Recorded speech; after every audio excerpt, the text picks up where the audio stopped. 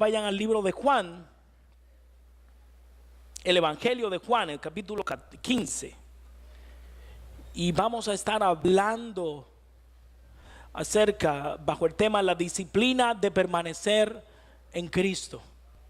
La disciplina de permanecer en Cristo.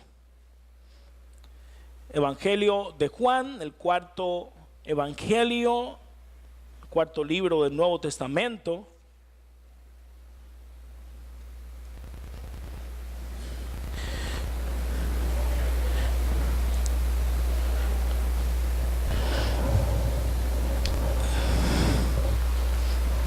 Evangelio de Juan capítulo 15, un pasaje muy manejado por todos nosotros, la parábola de la vid y los pámpanos, de la vid verdadera. David Livingstone, misionero pionero al centro de África del siglo XIX, el pionero de las misiones médicas también, de mover la medicina como medio para llevar el evangelio, fue secuestrado, se perdió durante su travesía al centro de África y duró mucho tiempo, muchos años desaparecido entre las tribus africanas. Y él dijo algo con lo que yo quiero comenzar citando en este día, dentro de las muchas cosas que escribió. Él dice que durante ese tiempo, hablando sobre ese tiempo en el que estuvo desaparecido en cautiverio, decía, qué fue lo que sostuvo mi vida en medio de las pruebas, la soledad y lo difícil de mi vida en exilio. Decía él, fue una promesa, la promesa de un caballero del más sagrado honor. Fue esta promesa: he aquí, yo estaré con ustedes hasta el fin del mundo. La palabra de Dios nos guía de diferentes maneras en el Nuevo Testamento a tener una relación tan cercana con Jesús, pero tan cercana que nos encontremos en Él como si estuviéramos fundidos con Él.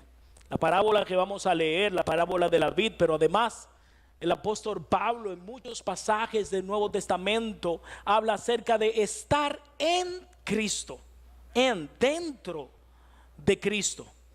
Lo dice tantas veces, de hecho lo dice 216 veces en sus cartas, que muchos estudiosos modernos del Nuevo Testamento entienden que esa es la forma principal, la ilustración principal que Pablo da para lo que es la salvación. Para Pablo, según estos estudiosos, la salvación es encontrarnos en Cristo, estar dentro de Él, de tal manera que podamos ser partícipes de lo que Él es, que podamos ser parte de su familia, como dice el apóstol Pedro, venir a ser partícipes de la naturaleza divina, estar en Cristo. Pero el apóstol Juan utiliza esta palabra o esta ilustración a través del término permanecer. Y la utiliza más en un sentido, Pablo lo utiliza más en el sentido de salvación, Juan lo utiliza más en el sentido de ese desarrollo que el cristiano, que es parte de la salvación, que el cristiano va teniendo en Cristo, lo que nosotros llamamos santificación, esa vida devocional en la cual el creyente se va alimentando de Dios. Y es en ese sentido que él está utilizando esta palabra aquí en el capítulo 15 del libro de Juan. Y yo leo desde el versículo 4. Permaneced en mí y yo en vosotros, como el sarmiento o el pámpano, como dice en la mayoría de sus versiones, no puede dar fruto por sí mismo si no permanece en la vid, así tampoco vosotros si no permanecéis en mí. Yo soy la vid, vosotros sois los pámpanos. El que permanece en mí y yo en él, ese da mucho fruto, porque separados de mí nada podéis hacer. Si alguno no permanece en mí, es echado fuera como un sarmiento y se seca. Y los recogen, los echan al fuego y se queman. Si permanecéis en mí, miren la cantidad de veces que repite esta palabra. Lo hace en el capítulo anterior, lo hace en primera de Juan capítulo 2, lo hace en el versículo 6, en el capítulo 6 de este mismo libro. Si permanecéis en mí y mis palabras permanecen en vosotros, pedid lo que queráis y os será hecho. En esto es glorificado mi Padre, en que deis mucho fruto y así probéis que sois mis discípulos. Como el Padre me ha amado, así también yo os he amado. Permaneced en mi amor. Si guardáis mis mandamientos, permaneceréis en mi amor. Así como yo he guardado los mandamientos de mi Padre y permanezco en su amor, estas cosas os he hablado para que mi gozo esté en vosotros y vuestro gozo sea perfecto. Y ese es el deseo de nosotros, Señor, en este día. Que nuestro gozo sea perfeccionado en ti. Que nuestro gozo sea completo en ti, Señor. Enséñanos tu palabra, enséñanos la aplicación de tu palabra, Señor, de manera que nuestras vidas aprendan a deleitarse en tiempo de calidad a tu lado, en tiempo de alimentación a tu lado, en tiempo de crecimiento, de edificación de nuestras vidas a través de la oración, a través de la lectura de tu palabra, Señor Jesús. En tiempo en el cual nosotros permanezcamos en ti, habitemos, vivamos dentro de ti, Señor Jesús. En tu nombre, Padre amado. Amén. Amén. La palabra permanecer, el original griego en este pasaje es la palabra meno. Meno, así mismo, M-E-N-O, es la transliteración, ¿verdad? De esos garabatos griegos, que significa residir, permanecer, quedar. Está conectada al latín maneo, que significa casa, de donde viene nuestra palabra en español mansión. La palabra mansión viene de varias derivaciones de la palabra meno, que es la palabra que aquí se utiliza como permanecer. La palabra, como le había dicho, esta palabra es explotada, es utilizada por el apóstol Juan en el sentido de quedarse con alguien o en la casa de alguien, de manera que el que permanece, nosotros somos huéspedes. Significa quedarse en un lugar, en un tiempo dado con alguien. Juan utiliza meno para significar un habitar recíproco. Habitamos con Jesús y Jesús habita con nosotros a través de su Espíritu. Ese es el significado literal de esta palabra que aquí traduce como permanecer. Si se quedan conmigo, si habitan conmigo, si viven en mi casa, daréis muchos frutos. Cada vez que dice permanecer, está hablando de vivir en Él.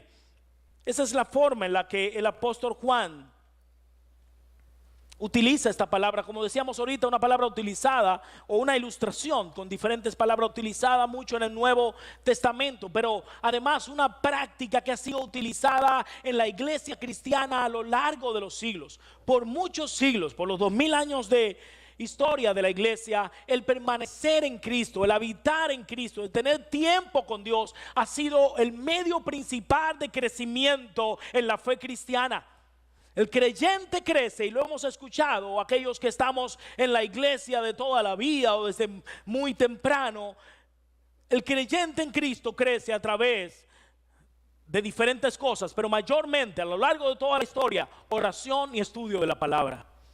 Oración y estudio de la palabra. Ese binomio usted lo encuentra en la iglesia católica, en las iglesias protestantes, en las iglesias históricas protestantes, en las modernas evangélicas, en las iglesias pentecostales como la nuestra. Oración y estudio de la palabra acompañada de otras disciplinas como el ayuno, como la meditación en algún tipo de iglesia. Pero siempre, en todo momento, están esas dos: oración y estudio de la palabra.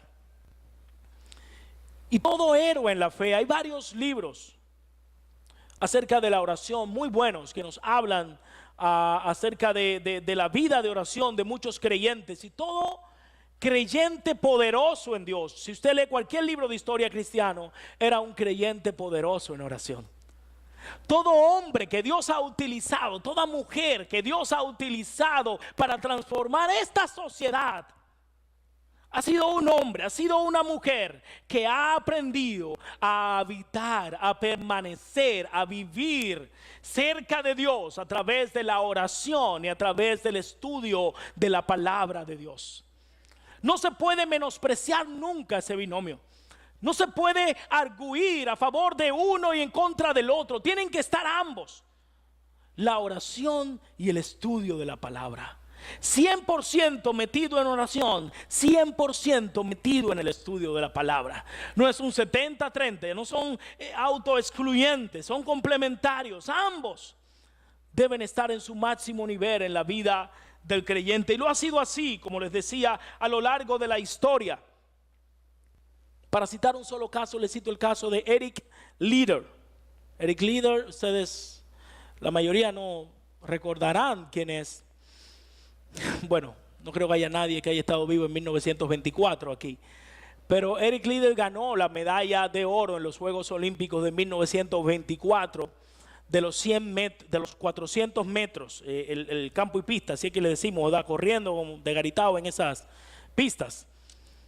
Él era un experto en los 100 metros, pero la carrera de 100 metros se iba a hacer el domingo.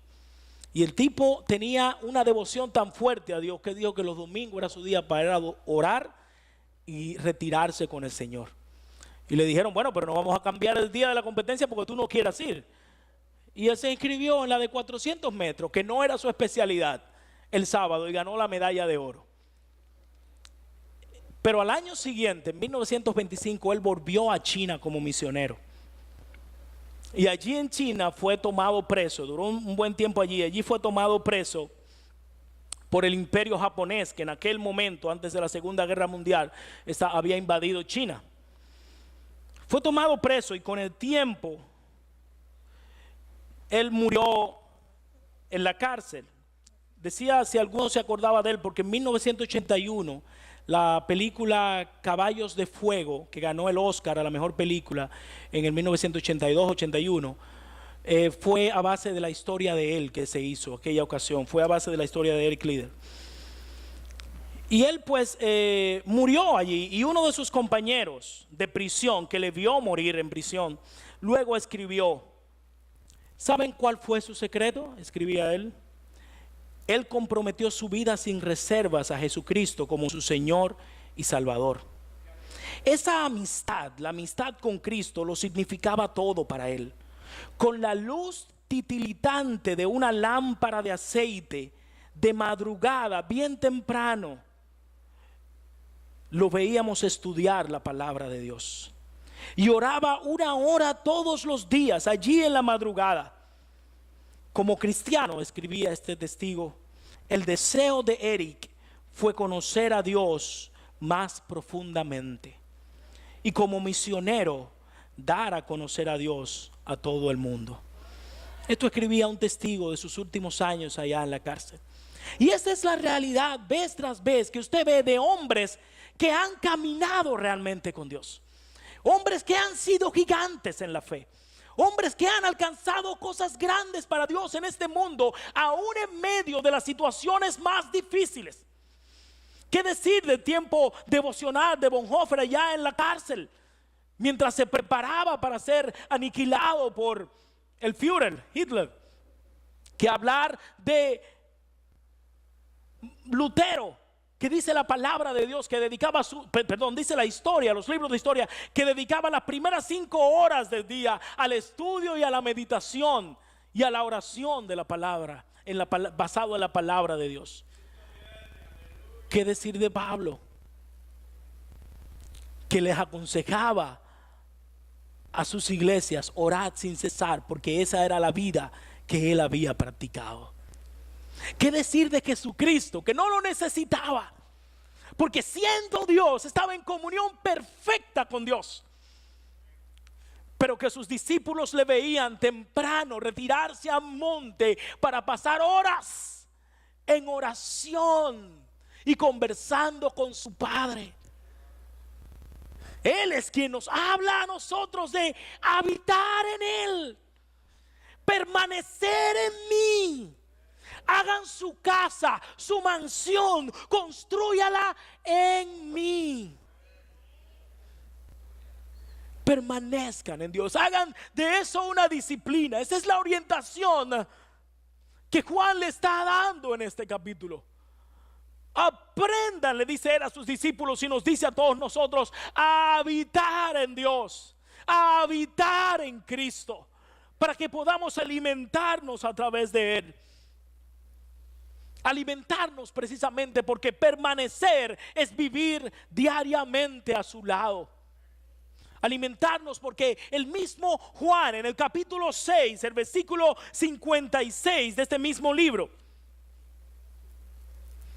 Juan le dice a la iglesia, a nosotros, el Señor, relatado por Juan: el que come mi carne y bebe mi sangre, permanece en mí y yo en él. El que come mi carne y bebe mi sangre, sin lugar a dudas una proyección a lo que sería la Santa Comunión, a lo que sería la Santa Cena. Pero también hay muchas enseñanzas en el aspecto de la permanencia en Jesús que podemos sacar de estos versículos. Comer y beber son actividades que debemos hacer diariamente. Son actividades esenciales para nuestras vidas. No podemos vivir sin comer ni beber. ¿Están de acuerdo ustedes conmigo? Yo espero que ningún alcohólico por ahí, ni gente que le guste el trago, vaya a malinterpretar y haya dicho amén porque pensaba que habla de beber. Comer y beber son dos actividades que todo el mundo, todo ser vivo tiene que hacer. Y no puede ser de que los miércoles, yo como, ¿quién hace eso? Yo como lunes, miércoles y viernes. Y los demás días me economizo eso. Nadie lo hace, nadie puede hacerlo. Necesitamos comer y beber diariamente. Y usted puede estar seguro que Jesucristo no utilizó esa ilustración de manera fortuita. Comer y beber es parte de la permanencia en Dios. Y es algo que tenemos que disciplinarnos para hacer diariamente. Así como usted diariamente necesita comerse su pedazo de plátano en la mañana, los ibaeños y los sureños, ¿verdad? Los capitaleños, su pedazo de pan, su arroz al mediodía, lo que sea que usted, pero usted diariamente tiene que sentarse, meter los pies bajo la mesa, como dicen algunos amigos.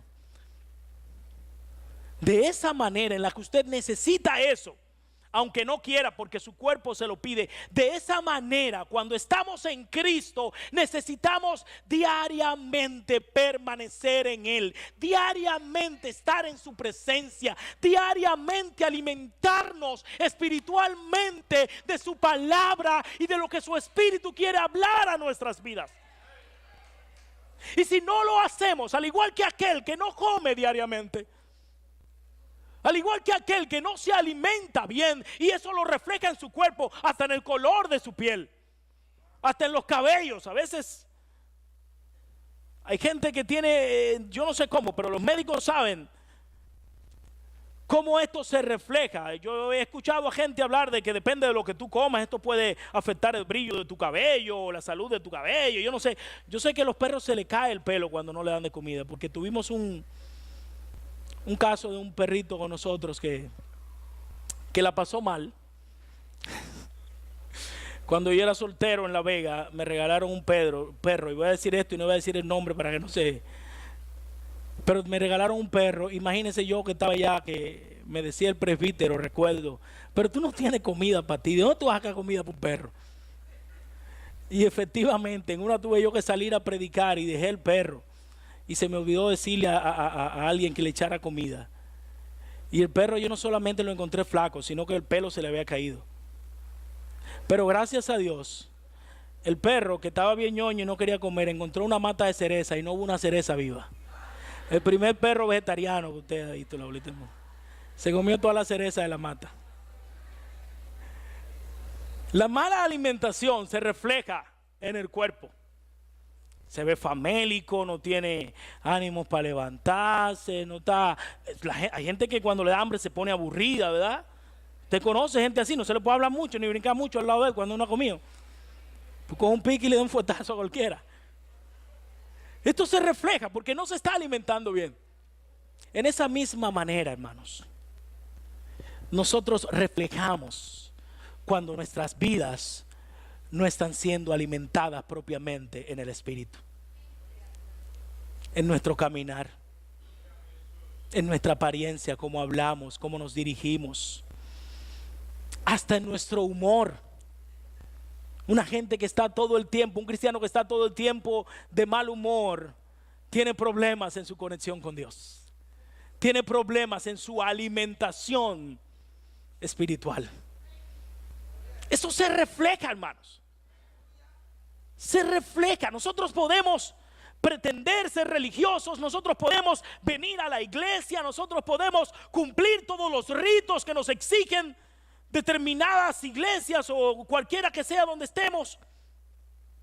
Pero si nuestra vida no tiene un tiempo de cámara secreta con Dios, de trancarte allá en tu cama, en tu recámara, en tu cuarto secreto, y estar con tu Dios en lo secreto, y estar con tu Dios en el estudio de la palabra, y estar con tu Dios en la oración. Si no hay un tiempo, si la vida tan ajetreada no te da tiempo para eso, eso se va a reflejar en tu vida.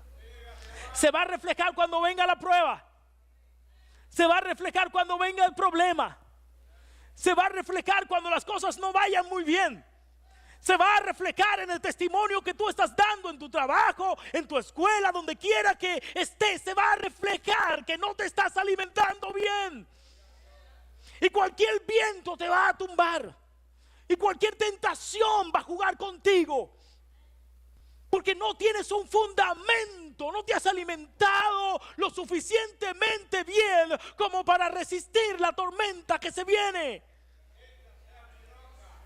Y la tormenta va a venir, y el problema va a venir, pero si estás permaneciendo en él, así como la rama permanece en el tronco, permanece en la vid, si estás así, miren, puede venir el viento que venga, porque tú estás sostenido, estás incrustado en la roca de la eternidad. Y pueden soplar los vientos, y pueden golpear las olas, y no te mueves, porque has aprendido a permanecer en Dios, porque has aprendido esa disciplina que te alimenta de estar en su presencia, en la adoración, en oración, en lectura de la palabra, comiendo su carne, bebiendo su sangre.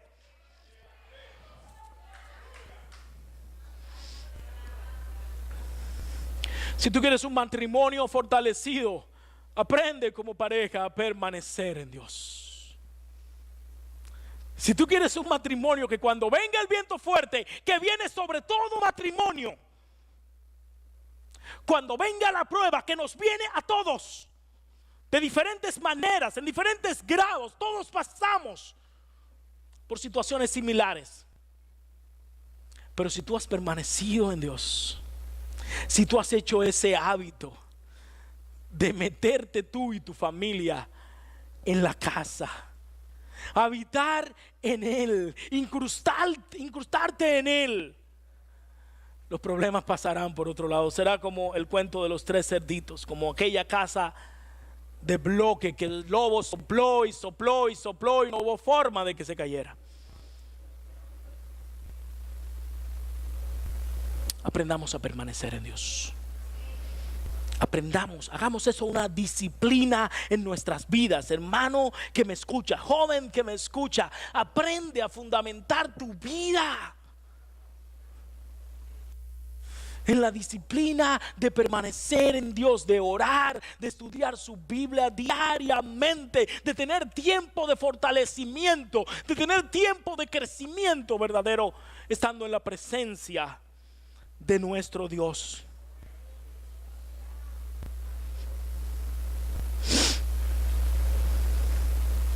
Cuando permanecemos en Él, cuando permanecemos con Él, nos parecemos más a Él. Yo no sé si usted ha escuchado, bueno, todos hemos escuchado aquella frase de que, o hemos escuchado decir acerca de ellos, de que los esposos con el tiempo se van pareciendo, ¿verdad? A veces hay gente que pasa tanto tiempo junta que ya tú la ves, no son ni familia, y a veces dos esposos hasta físicamente se te parecen más que los familiares. Yo no sé si hay algún fundamento científico, no creo que lo haya para esto, pero realmente es una verdad conocida. Y si bien tal vez no físicamente, pero conforme vamos pasando tiempo con gente, nos vamos pareciendo. Dicen por ahí, ¿verdad?, que el que anda con cojo al año cojea. Y es una realidad. Nos vamos pareciendo, vamos absorbiendo cosas de esa otra persona con la que nosotros interactuamos regularmente. Y ese es uno de los beneficios de permanecer con Dios. Ese es un resultado directo de la permanencia con Jesús. Nos vamos pareciendo más a Él. En Antioquía se le llamaba a los creyentes cristianos. ¿Por qué? Porque se parecían a Cristo. A Pedro, aunque andaba descarriado, la noche de la crucifixión le decía: mira, ese de lo de él, mira, ese de lo de él.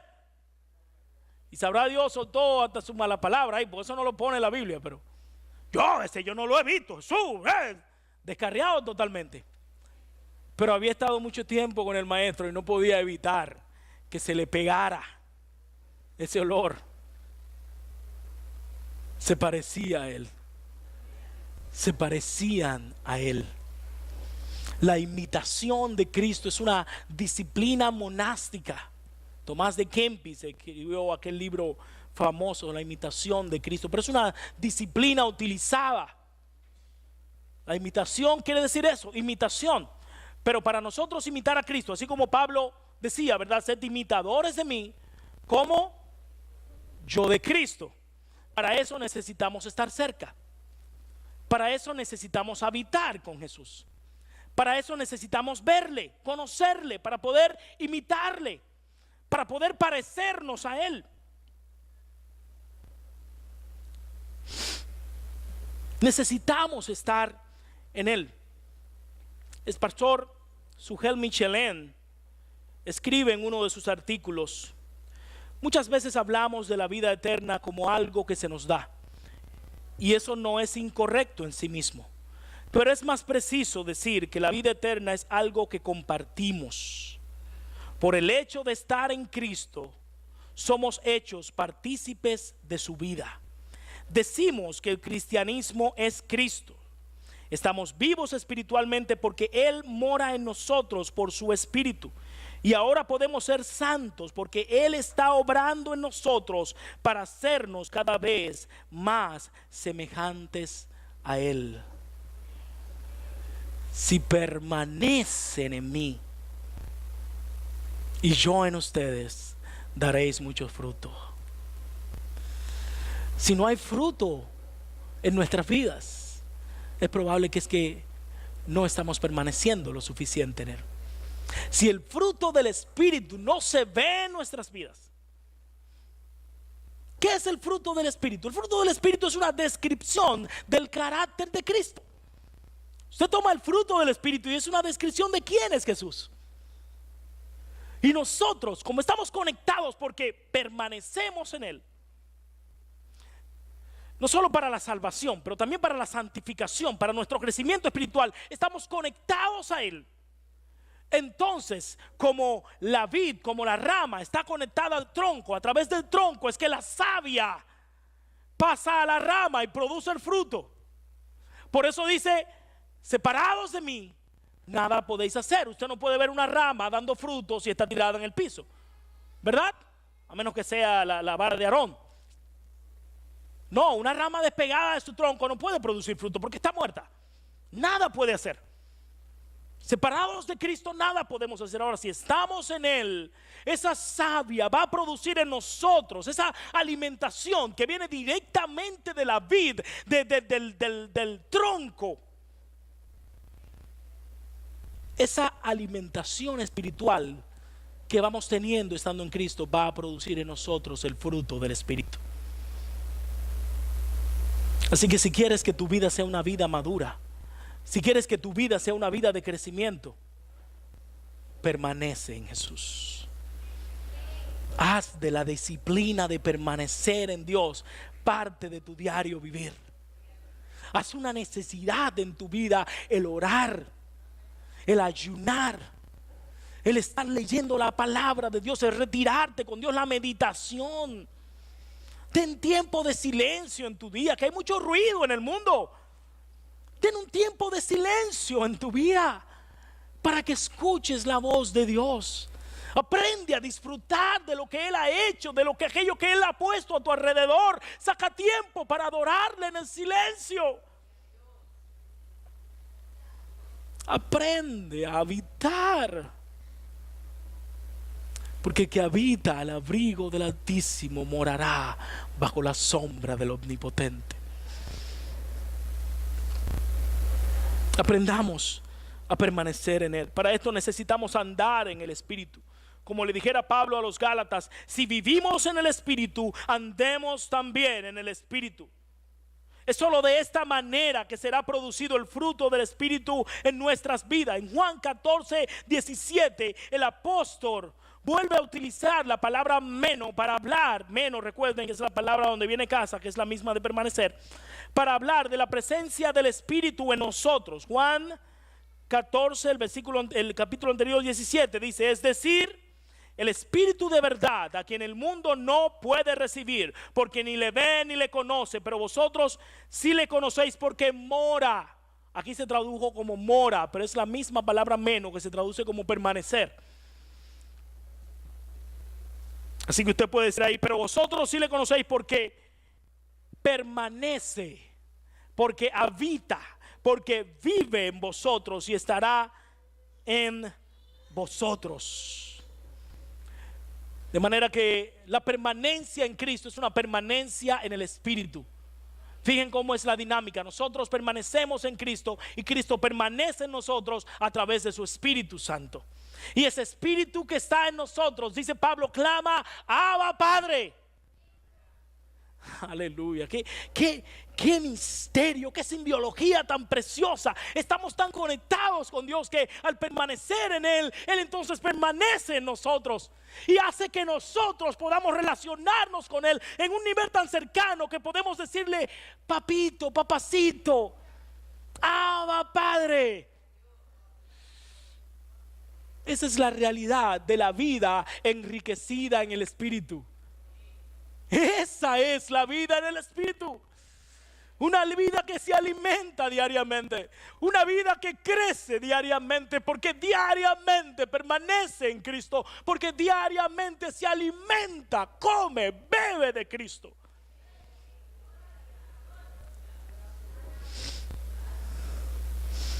No menospreciemos estas disciplinas que han sido de tanta utilidad para la iglesia y para los creyentes a lo largo de toda la historia. No. No importa que no haya tiempo hoy en día. No importa lo rápida que sea la vida en el mundo que nos ha tocado vivir. Si no aprendemos a permanecer, no nos vamos a sostener. Escuchen, hermanos, se los he dicho en otra ocasión. Si no tenemos una vida devocional fuerte, no vamos a ser creyentes fuertes. Si no tenemos una relación con Dios que nos fortalezca diariamente, vamos a estar blandengues y cualquier prueba nos va a noquear. Hermano, hermana que me escuchas, tú que vienes a la congregación, tú que estás aquí porque deseas servirle al Señor, porque deseas conocerle más, Estás aquí, gloria a Dios por eso, pero el tiempo importante lo debes tener allí en tu tiempo privado. El alimento fuerte de verdad, ni siquiera es el que yo te estoy dando ahora, que es muy bueno, porque la palabra de Dios predicada es la palabra de Dios.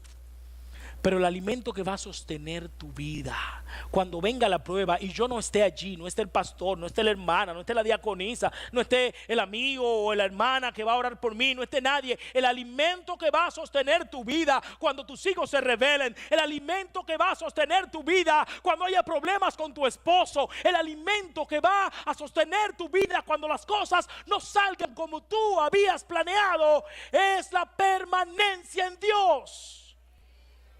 Es el tiempo que hayas estado habitando en Él, en oración, en estudio de la palabra de Dios. Hazlo una disciplina en tu vida. Hazlo una disciplina en tu vida. Y si estás orando, que sea en el Espíritu. Da tiempo a escuchar la voz del Espíritu. A veces solo nos la pasamos hablando y nunca escuchamos.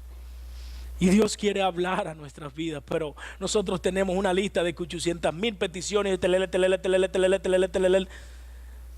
y no hay tiempo para más nada más que para las cosas que tenías tú que decirle. No escuchaste nada. No escuchaste nada. A lo mejor la misma respuesta estaba allí y no la escuchaste. Ora en el Espíritu. Orar en el Espíritu es dar tiempo para escuchar a Dios y permitir que sea su Espíritu quien guíe nuestra oración. Esto incluye la impartición de dones. Esto incluye, si el Espíritu así lo dispone, orar en lenguas, orar en nuevas lenguas. Si el Espíritu lo pone allí, pues hacer las cosas que Dios te pone. Pero en ese tiempo, allí en tu cámara secreta, aliméntate, deleítate. Porque el Señor nos ama tanto que nos está diciendo, yo le estoy diciendo eso para que su gozo sea perfecto. Deleítate en el Señor. Sé bendecido por el gozo del Señor. Deja que sea tu fortaleza, pero tienes que estar en su presencia. Tienes que habitar en Él. Tienes que permanecer en Él. Dick Braden es un misionero de las Asambleas de Dios en el Cairo, Egipto. Es el misionero con quien nosotros habríamos de estar en el proyecto que teníamos de ir a Egipto. Él ha desarrollado este concepto de la permanencia en una manera que vale la pena ser imitada, no solamente por misioneros, sino por la iglesia en general. Él dice esto sobre la permanencia: tiempo diario con Jesús de manera extravagante. Esto es permanecer. No legalismo, no una disciplina seca, no una espiritualidad manufacturada, sino absorbernos de manera gozosa en la presencia del Señor. Pasar tiempo de manera esplendorosa con Él, que es lo más preciado. Con Él, que es de donde toda vida fluye.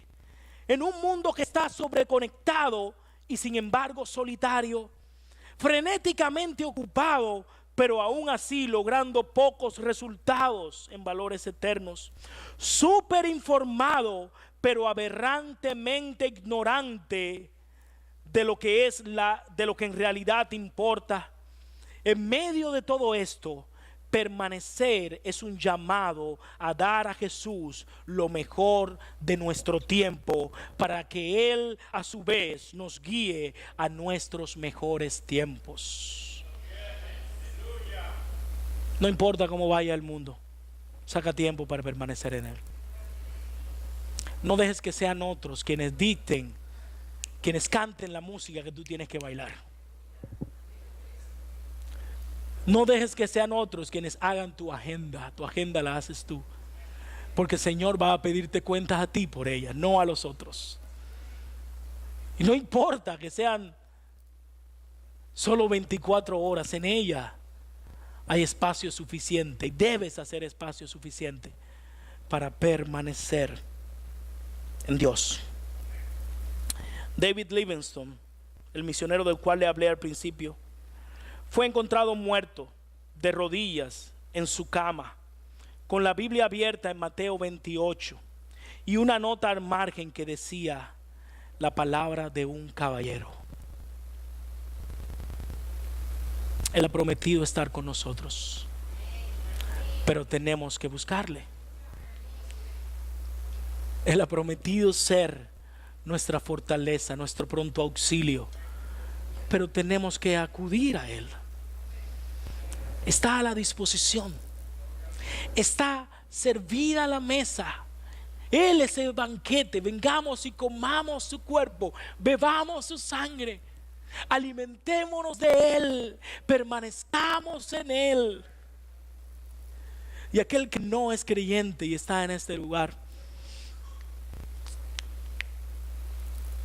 en ningún otro lugar vas a encontrar mejor refugio. A ningún otro árbol que te arrimes vas a dar mejor sombra. En ninguna otra parte vas a encontrar el alimento que realmente necesita tu alma.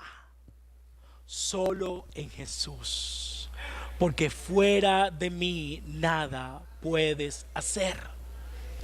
Así que encuentra a Jesús y encuentra en Él la casa de tu Padre, la casa en la que debes habitar. Si no has conocido al Señor, acepta a Jesús como tu Salvador. Acepta a Jesús como tu Salvador personal. Si quieres que oremos por ti, nosotros estamos contentos de hacerlo. Si quieres que lo hagamos ahora, si quieres que hagamos una oración para tú entregar tu vida a Cristo, estamos dispuestos a hacerla. Y yo quiero hacer una oración, y si tú quieres hacerla conmigo ahí, o si alguien por casualidad, o no por casualidad, pero si alguien ha estado escuchando o viendo este mensaje por internet y ha sido tocado, yo quiero que todos inclinemos nuestras vidas, nuestras cabezas, y vamos a orar. En primer lugar, enfocándonos en aquellos que no conocen a Cristo, pero también en aquellos que tal vez le conocen, pero no han hecho de habitar en Jesús una disciplina en su vida.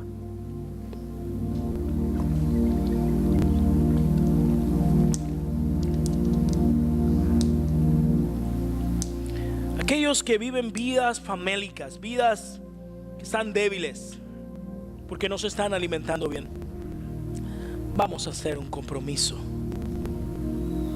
Vamos a hacer un compromiso. Marca esta fecha, marca el día de hoy y haz un compromiso que cambie realmente tu trayectoria cristiana y te convierta en un creyente que crece.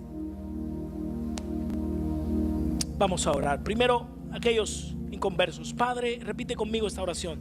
Padre Santo que estás en los cielos, yo sé que tú eres Dios. Yo quiero entregar mi vida a ti, Señor Jesús. Yo quiero que mi vida, como la rama está metida en el árbol, esté conectada a ti, Jesús. Yo quiero que tú me salves. Yo me arrepiento de mis pecados. Yo me arrepiento de mi vida pasada.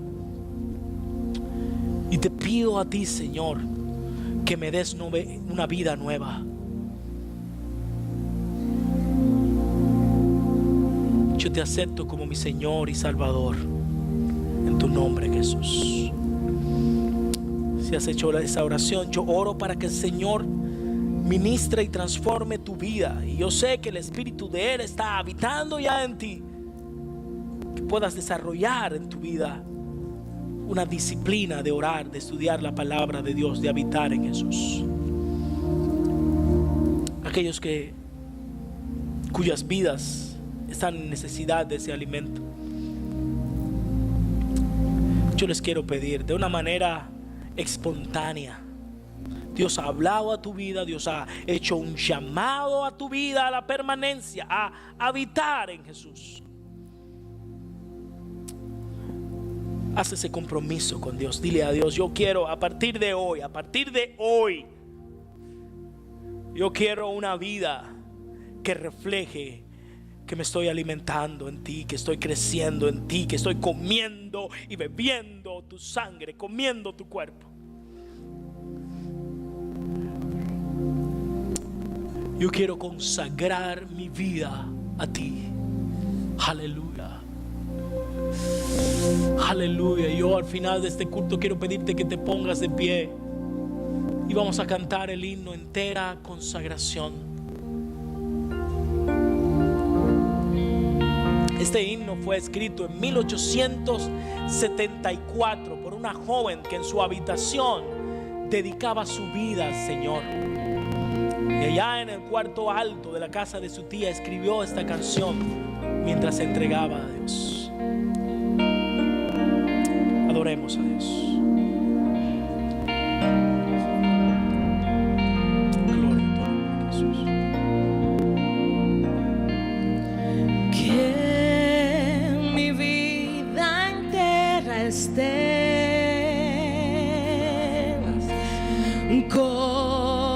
consagrada a ti, Señor, que a mis pasos pueda guiar el impulso de tu amor. Lávame en tu sangre, Salvador. Límpiame de toda mi maldad. Traigo a ti mi vida para ser, Señor, tuya por la eternidad. Que mis pies tan solo en pos de los santos puedan ir, y que a ti, Señor, mi voz se complazca en bendecir. Lávame en tu sangre, Salvador. Límpiame de toda mi maldad. Traigo a ti mi vida para ser, Señor, tuya por la eternidad. Lávame, lávame en tu sangre, Salvador. Límpiame de toda mi maldad. Traigo a ti mi vida para ser, Señor, tuya por la eternidad. Y que mi tiempo todo esté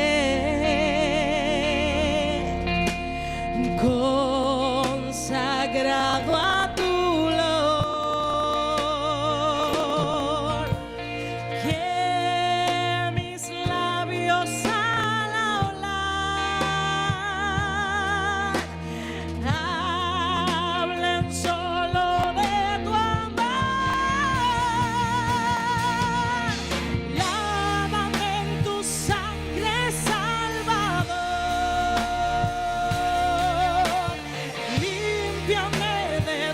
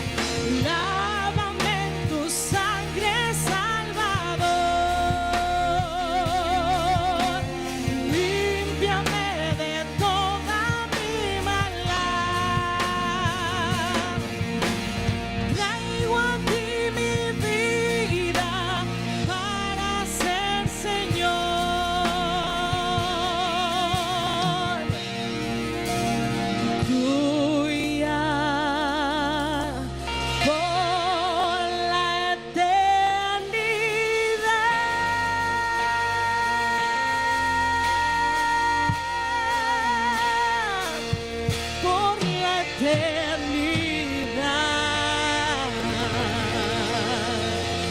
Aleluya. Esa es, Dios, nuestra oración en esta mañana. Esa es nuestra petición, nuestro mayor anhelo, Señor, ante ti.